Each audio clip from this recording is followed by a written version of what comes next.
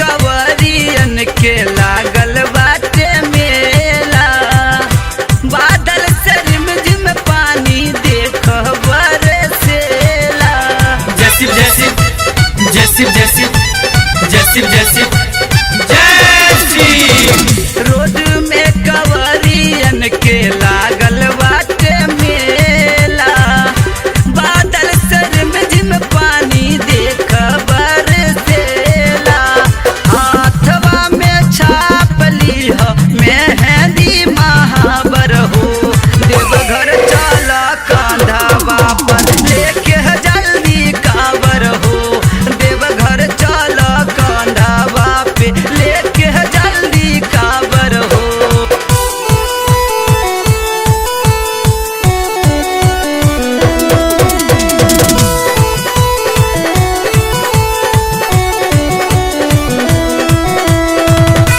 बोली बोली शंकर भगवान की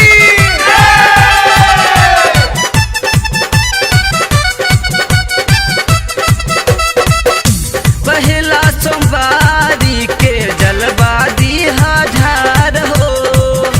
गोदिया में मंगिया ललन माँ करिह बाबा के गुहार हो। बोल बम बम बोल बम बोल बम बोल बम बोल बम बम बोल बम बोल बम बोल बम। पहला सोमवारी के जलवा दीहा ढार हो। गोदिया में मंगिया ललनवा करिया बाबा के गुहार हो।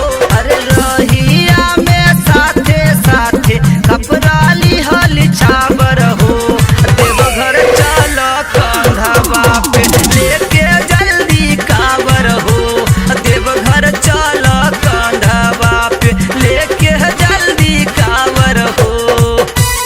बोला बोला बैजूनाथ की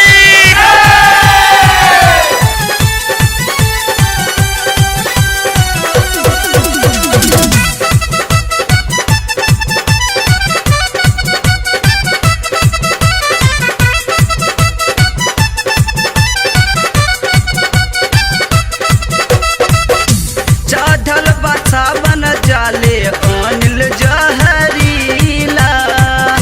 संगवा में जीतू कपड़ा पहनस गेरुआ पीला। जय शिव जय शिव जय शिव जय शिव जय शिव जय शिव